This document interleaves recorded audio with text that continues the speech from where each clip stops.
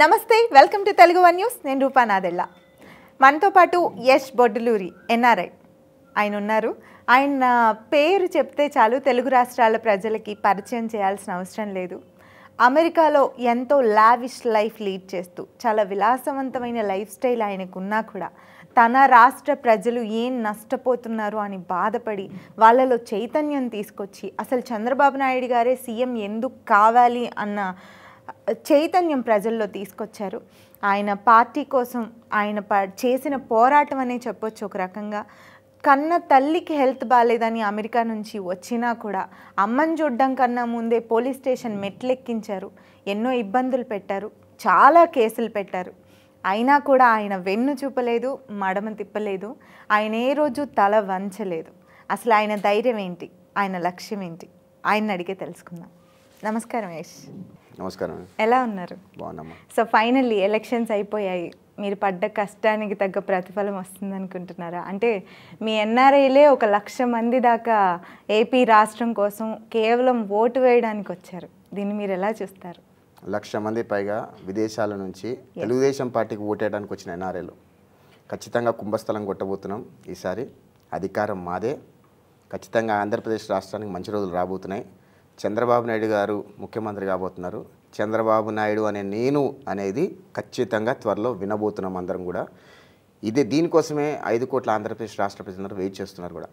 ఎందుకంటే గత 5 సంవత్సరాలుగా రాష్ట్రంలో ఉగ్రవాది పరిపాలన జరిగింది.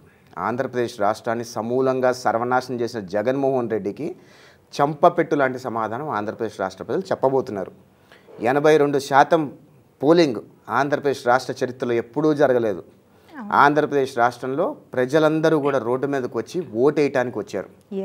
పల్నాడు ప్రాంతంలో, రాయలసీమ ప్రాంతంలో, చిత్తూరు ప్రాంతంలో, మరీ ముఖ్యంగా చిత్తూరు ప్రశాంతతకు మారిపోయారు.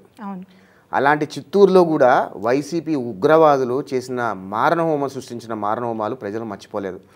దాన్ని కూడా తట్టుకొని ఆంధ్రప్రదేశ్ రాష్ట్రాన్ని కాపాడుకోవాలి, ఒక ఉగ్రవాది నుంచి కాపాడుకోవాలనే ఒక పంతం మీద ప్రజలందరూ రోడ్డు మీదకి వచ్చి ఓటేశారమ్మా.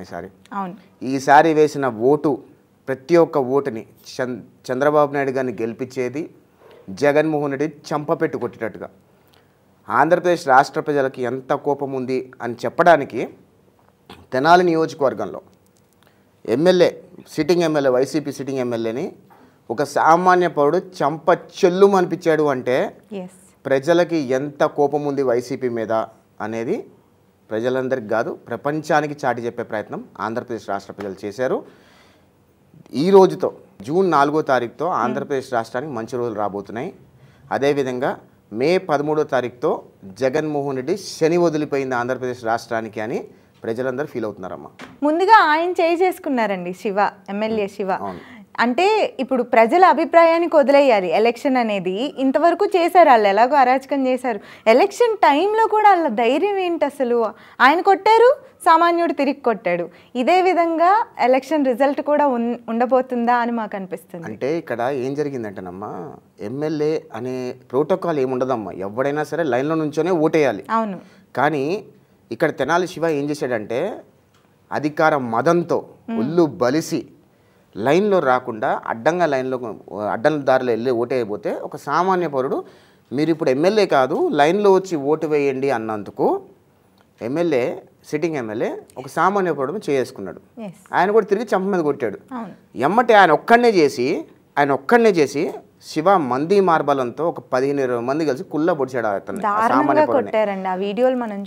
ఆ అబ్బాయి మొహం కూడా ఎట్లా అయిపోయిందో మనం అందరం చూసాం. అంటే వైసీపీ వాళ్ళు అనేది నా భాషలో బీప్ లేకుండా వేస్తానంటే ఒక మాట చెప్తానమ్మా మీకు. కొజ్జా రాజకీయం చేయడంలో వైసీపీ వాళ్ళు పెట్టుదకి దాని మారుపేరు వాళ్ళు. ఎందుకంటే వాళ్ళు మొగోడ్లాగా రాజకీయం చేయరు. వైసీపీ వాళ్ళు అధికారం అడ్డుపెట్టుకొని, పోలీసులను అడ్డుపెట్టుకొని, మంది మార్బలం అడ్డుపెట్టుకొని రాజకీయం చేస్తున్నాడు. అదే స్పాట్లో ఒకవేళ శివ, కామన్ మ్యాన్ వీళ్ళిద్దరే ఉన్నారనుకోండి, ఆ కామన్ మ్యాను శివాని తొక్కి నారదీసేవాడు. ఈరోజు ఏదో శివ వెనక మనుషులు ఉన్నారు కదా అని చెప్పి ఇష్టం వచ్చినట్టు వాళ్ళని సామాన్య పౌరుని కొట్టి నానా హింసించే ప్రయత్నం చేశాడు.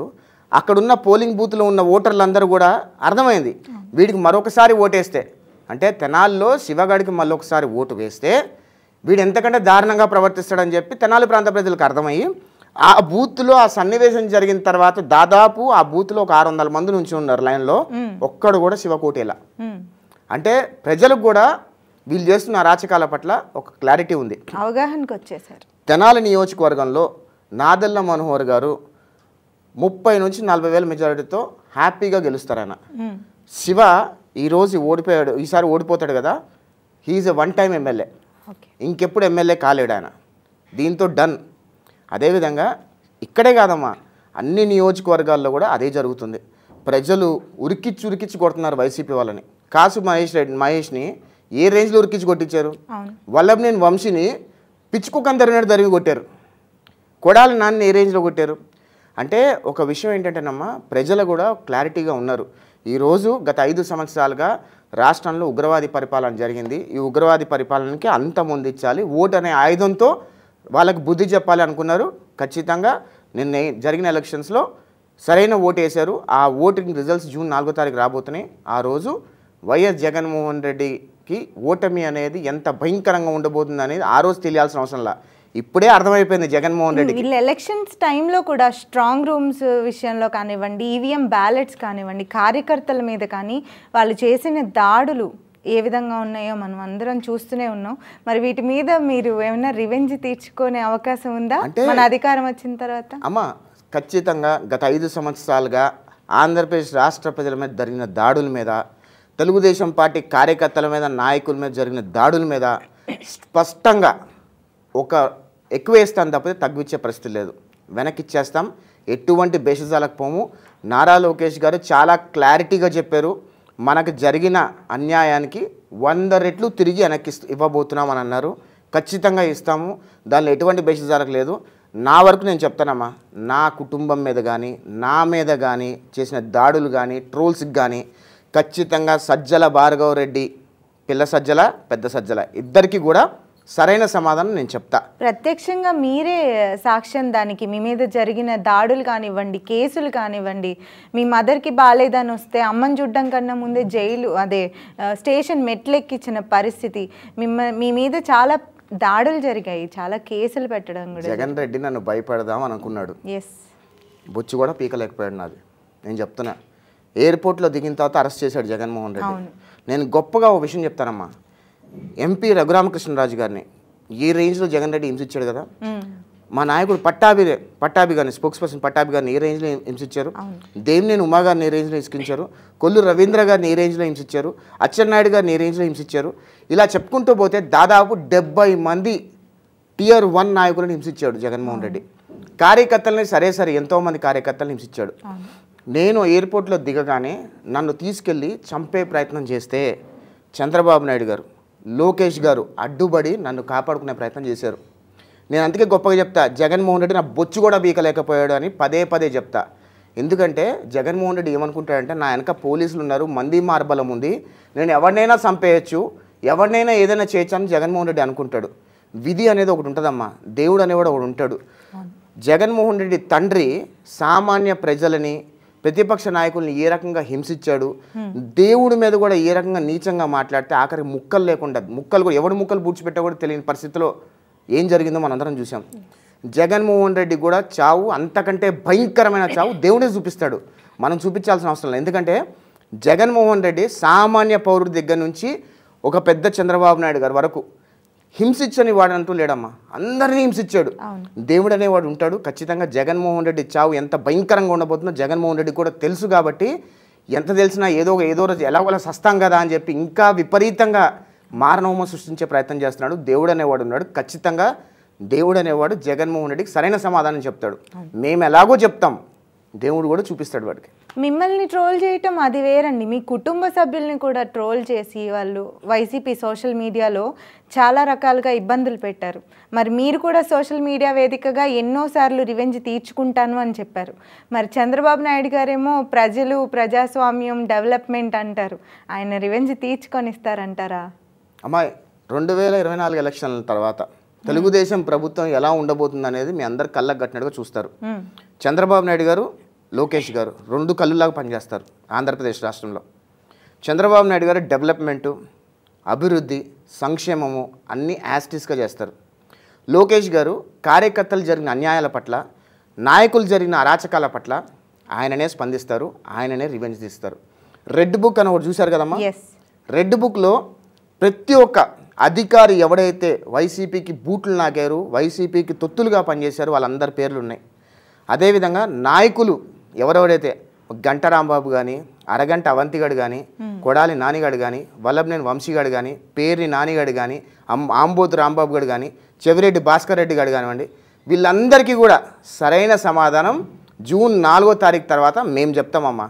లోకేష్ గారు మాట ఇచ్చారు, ఖచ్చితంగా ఎవడెవడికి ఎంతెంత తిరిగేయాలో అంతకంటే ఒక 100 రెట్లు ఎక్కువే తిరిగిస్తామమ్మా. దానిలో బేషిజాలు ఏం పోయలేదు. తెలుగుదేశం పార్టీ కార్యకర్త మీద పడిన ప్రతి దెబ్బకి లోకేష్ గారు సమాధానం చెప్పబోతున్నారు జూన్ 4వ తారీఖు తర్వాత. మీ ఎన్ఆర్ఐలే కాదండి, లోకల్ కార్యకర్తలు కూడా చాలా కేసులు ఫేస్ చేశారు, అయినా కూడా పార్టీకి అండగా నిలబడ్డారు. వీళ్ళందరికీ న్యాయం జరగబోతుందంటారా? 100% అమ్మ. గత 5 సంవత్సరాల్లో తెలుగుదేశం పార్టీకి అండగా ఎవరు నిలబడతాడు, తెలుగుదేశం పార్టీ కోసం ఎవరు కష్టపడ్డారనేది ఫుల్ క్లారిటీ వచ్చింది. ఎవడు తర్వాత అధికారం వచ్చిన తర్వాత ఎవడు షో చేస్తాడు, అధికారం కోల్పోయినప్పుడు ఎవరు అండగా నిలబడతారనేది లోకేష్ గారికి, చంద్రబాబు నాయుడు గారికి ఒక ఫుల్ క్లారిటీ వచ్చింది. ఎందుకంటే గత 5 సంవత్సరాలే పర్ఫెక్ట్ ఎగ్జాంపుల్. పర్ఫెక్ట్ ఎగ్జాంపుల్లో మనం గత 5 సంవత్సరాల్లో చూసిన కార్యకర్తలు ఎవరైతే పార్టీకి కష్టపడ్డారు, నాయకులు ఎవరైతే చంద్రబాబు నాయుడు గారికి, లోకేష్ గారికి అండగా నిలబడ్డారు అనేది స్పష్టంగా తెలిసిపోయింది. వాళ్ళందరూ కూడా సరైన గుర్తింపు, సరైన పదవులు 100% దక్కుతాయి. ముందులాగా అంటే 2014-19లో కానీ ముందు చంద్రబాబు నాయుడు గారు 10 సంవత్సరాలు ముఖ్యమంత్రిగా ఉన్నప్పుడు ఆయన ఎప్పుడు కూడా అధికారంలోకి రాగానే డెవలప్మెంటు, విజను, సంక్షేమం, అభివృద్ధి అని అంటారు. ఇవన్నీ జరుగుతూనే ఉంటాయి. ఎందుకంటే ఇప్పుడు లోకేష్ గారు యాక్టివ్ అయ్యారు. లోకేష్ గారు ఒక మాస్ లీడర్గా ఎమర్జ్ అయ్యారు. ఇప్పుడు అవ్వాల్సి వచ్చిందండి, ఎందుకంటే సంస్కారంతో ముందుకెళ్తుంటే వాళ్ళు దాన్ని ఇదిగా తీసుకుంటున్నారు. చాలా 2014 నుంచి 2019 వరకు లోకేష్ గారి మంత్రిత్వ శాఖలో దాదాపు 600 పైగా అవార్డులు వచ్చినాయి కేంద్రం నుంచి. మన ఆంధ్రప్రదేశ్, ఉమ్మడి ఆంధ్రప్రదేశ్ రాష్ట్రంలో కానీ, విభజిత ఆంధ్రప్రదేశ్ రాష్ట్ర చరిత్రలో కానీ ఎవరికి ఏ మంత్రిత్వ శాఖలో కూడా లోకేష్ గారికి వచ్చిన అవార్డు రాలేదు. దాన్ని జగన్మోహన్ రెడ్డి పప్పు అనే మాట వేసాడు. ఇప్పుడు జగన్మోహన్ రెడ్డి పప్పు అయిపోయాడు. కనీసం పేపర్ లేకుండా చదవాలని బతుకు జగన్మోహన్ రెడ్డి. పేపర్ చూసినా కష్టమేనండి. పేపర్ చూసి కూడా సరిగ్గా మాట్లాడలేని బతుకు జగన్మోహన్ రెడ్డిది. జగన్మోహన్ రెడ్డి ఏ రోజైతే లోకేష్ గారిని పప్పు అని అన్నారో ఆ రోజు నుంచి లోకేష్ గారు పాదయాత్ర చేస్తూ స్పష్టమైన తెలుగు మాట్లాడుతూ ఏ పదం కూడా స్పష్టంగా పలుకుతూ ఈరోజు జగన్మోహన్ రెడ్డికి సవాల్ విసుడితే జగన్మోహన్ రెడ్డి సరైన తెలుగు మాట్లాడలేని దుస్థితిలో ఈరోజు జగన్మోహన్ రెడ్డి ఉన్నాడు. పేపర్ చూసి చదవలేని దరిద్రమైన పరిస్థితుల్లో జగన్మోహన్ రెడ్డి ఉన్నాడు. ఇది జగన్మోహన్ రెడ్డి బతుకు. వైసీపీ కార్యకర్తలకు కూడా స్పష్టంగా అర్థమైందమ్మా జగన్మోహన్ రెడ్డి ఓటమి ఎంత భయంకరంగా ఉండబోతుందో వైసీపీ కార్యకర్తలు కూడా అర్థమైంది. అందుకనే ఈరోజు స్ట్రాంగ్ రూమ్స్ మీద దాడి చేసి, ఈ బ్యాలెట్ల మీద దాడి చేసి ఏదో దాన్ని తిమ్మిని బొమ్మిని చేసే ప్రయత్నం చేస్తున్నారు. అవన్నీ పప్పులు ఉడకవు. ఖచ్చితంగా తెలుగుదేశం పార్టీ కార్యకర్తలు ఇవన్నీ కూడా సరిగ్గా ఫేస్ చేస్తాం, సరైన సమాధానం చెప్తాం. ఈరోజు పోలీసులు కూడా కొంతమంది ఇప్పటికీ కూడా వైసీపీ నాయకులు తొత్తుల్లా వ్యవహరిస్తున్నారు. వాళ్ళందరికీ కూడా సరైన సమాధానం త్వరలో చెప్తాము. ఎటువంటి బేషజాలకు పోయేది లేదు. అధికారులు ఎప్పుడు కూడా ఏకపక్షంగా వ్యవహరించకూడదు, న్యూట్రల్గా వ్యవహరించాలి. ప్రజలు జీతాలు కడుతున్నారు, వాళ్ళకి ప్రజల పనుల్లోంచి వాళ్ళ జీతాలు వస్తున్నాయి, వాళ్ళు ప్రజలకు పనిచేయాలి. అంతేగాని ఇప్పుడు చెవిరెడ్డి భాస్కర్ రెడ్డి నియోజకవర్గంలో పులివర్తి నాని గారి మీద దాడి చేశారు. పులివర్తి నాని గారు ఒక్కసారి వాళ్ళ కొడుకు వినీల్ని వినీల్ చూసుకో అని అన్నాడంటే వినీల్ ఎంత భయంకరంగా రివెంజ్ తీసుకోగలుగుతారు తెలుసా మీకు? వినీల్ని కంట్రోల్ చేయటం పులివర్తి నాని గారి వల్ల కూడా అవ్వదు. వినీల్ చాలా mass leader, mass youngster Vineel, Pulivarthi Vineel. ఆ అబ్బాయి ఒక్కసారి నిన్ననే అన్నాడు మీడియాలో, అరే చెవిరెడ్డి నీ అంతు చూస్తా అన్నాడు. ఒక్కసారి చంద్రబాబు నాయుడు గారు ఒక అర్ధగంట సేపు కళ్ళు మూసుకుంటే చాలమ్మా. అధికారంలోకి వచ్చిన తర్వాత అర్ధగంట సేపు కళ్ళు మూసుకుంటే పరిటాల శ్రీరామ్ గారు, జేసీ అస్మిత్, పరిటాల మన దూలిపాల నరేంద్ర, జూలకంటి బ్రహ్మానందరెడ్డి, పులివర్తి వినీల్, ఇలా చెప్పుకుంటూ పోతే ఒక 10 మంది మాస్ లీడర్స్ ఉన్నారమ్మా. వాళ్ళందరికీ ఒక అర్ధగంట సేపు చంద్రబాబు నాయుడు గారు కళ్ళు మూసుకుని చాలు. వైసీపీ వాళ్ళు అనేవాళ్ళు ఉండరు, ఇంకా వైసీపీ వాళ్ళు అనేవాళ్ళు ఉండరు. నిన్న తాడిపత్రిలో జేసీ బ్రదర్స్ వాళ్ళ ఇంటి మీద దాడి చేస్తే జేసీ అస్మిత్ రెడ్డి ఆ తాడిపత్రి ఆ ఆంబోత్ పేరు ఏందో నాకు అర్థం కావట్లా, తెలియదు, మర్చిపోయా. తాడిపత్రి సిట్టింగ్ ఎమ్మెల్యే వాళ్ళ ఇల్లు క్యాప్చర్ చేసి వాడి ఇంట్లో పటాసులు పేలుస్తే దిక్కు లేకుండా పోయింది, ఏం చేయలేకపోయారు. అంటే సహనానికి అనేది ఒక ఓర్పు ఉంటుందమ్మా. ఏ రోజైనా సరే మా సహనాన్ని పరీక్షిస్తే చంద్రబాబు నాయుడు గారి మాట కూడా దాటి వెళ్ళి వాళ్ళకి సరైన సమాధానం చెప్పొచ్చు. కాకపోతే మా పార్టీలో ఏంటంటే ఒక లైన్ గీసి ఇది మన సంస్కారం కాదని చెప్పి చంద్రబాబు నాయుడు గారు కంట్రోల్ చేసే ప్రయత్నం చేస్తూ ఉంటారు. చంద్రబాబు నాయుడు గారు కంట్రోల్ చేయకుండా ఒక్కసారి గేట్లు ఓపెన్ చేశారు అంటే కనుక వైసీపీ వాడు ఎవడు మిగలడు. లేపేస్తాం వైసీపీ వాళ్ళని డౌట్ లేకుండా. మరి వాళ్ళు ఊరుకుంటారా మీరు ఇలా చేయటం వల్ల? వాళ్ళు అంటే అసలు రౌడీజం ఇదంతా అరాచకాలన్నీ మొదలు పెట్టిందే వాళ్ళు. వాళ్ళ దగ్గర చాలా రౌడీలు ఉన్నారు. మీరు ఇలా చేస్తే వాళ్ళు ఊరుకుంటారా? ఊరికే ఉంటారా? వైసీపీ వాళ్ళకంటే పెద్ద రౌడీలమమ్మ మేము. కాకపోతే మాధవ్ సభ్యత సంస్కారం ఒక దాగి ఉంది అంతే. చంద్రబాబు నాయుడు గారు గో హెడ్ అని అన్నారనుకోండి, వైసీపీ కంటే భయంకరంగా ఉగ్రరూపం చూపిస్తాం. మేము చూడటానికి క్లాస్గా కనిపిస్తాం. మాలో భయంకరమైన మాస్ ఉంది. మేము ఒకసారి దిగాము అంటే జగన్మోహన్ రెడ్డిని తాడేపల్లి కొంపలో నుంచి గుడ్డలు కూడా తీసుకొచ్చి రోడ్డు మీద నుంచోబెట్టి ప్రజలకు అప్పచెప్పే బాధ్యత మేము తీసుకుంటాం. ప్రజలు గుడ్డలు కూడా తీసి కొట్టే బాధ్యత ప్రజలు తీసుకుంటారు. అంత దమ్ముంది మాకు. అంతేగాని ఏదో మేము క్లాస్గా ఉన్నాం కదా మమ్మల్ని భయపెడితే భయపెడతామని అనుకోవద్దు. నన్ను అరెస్ట్ చేసిన రోజు నా మొహం మీద చిరునవ్వు ఉండింది. ఏ రోజు కూడా భయపడలా. ఏం చేస్తాడు మహా అంటే జగన్మోహన్ రెడ్డి చంపేస్తాడని ఫిక్స్ అయ్యా నేను. చంద్రబాబు నాయుడు గారు లోకేష్ గారు నా కుటుంబాన్ని చూసుకుంటారని ఫిక్స్ అయ్యా. అంతే, అంత మించి ఏం లేదు. ఈ పీకేది ఏం లేదమ్మా. పోలీసులను అడ్డు పెట్టుకొని ఏదో అరాచకం సృష్టించాలనుకుంటున్నాడు. వన్ ఫైనల్ వర్డ్ చెప్తాను నేను. జగన్మోహన్ రెడ్డి నేను మైదానంలో దిగుదాం, వాడు నేను కొట్టేసుకుందాం. వాడని చచ్చిపోవాలి, నేను చచ్చిపోవాలి. నేను దానికి రెడీ. జగన్మోహన్ రెడ్డి రెడీ అయితే చెప్పండి. అంతేగాని తాడేపల్లి కొంపలో కూర్చొని అద్దాల భవనాల్లో కూర్చొని పోలీసులను అడ్డు పెట్టుకొని రాజకీయం చేయొద్దు. మా బ్లడ్లో లేదు. మేము డైరెక్ట్గా వచ్చామమ్మా. 56 నియోజకవర్గాలు తిరిగా నేను. 45 రోజుల ముందు అమెరికా నుంచి ఆంధ్రప్రదేశ్ రాష్ట్రానికి వచ్చి జగన్మోహన్ రెడ్డి అనే రాజకీయ ఉగ్రవాది ఓడిపోవాలి అనే ఒకే కాంక్షతో 57 నియోజకవర్గాలు తిరిగా. 57 నియోజకవర్గాలలో ప్రతి నియోజకవర్గంలో జగన్మోహన్ రెడ్డి ఓడిపోవాలని కోరుకున్నా. ప్రచారం చేశా. ఇంక్లూడింగ్ పులివెందల్లో కూడా ప్రచారం చేశా. ఏమీ పీకలేకపోయాడు జగన్ రెడ్డి. అది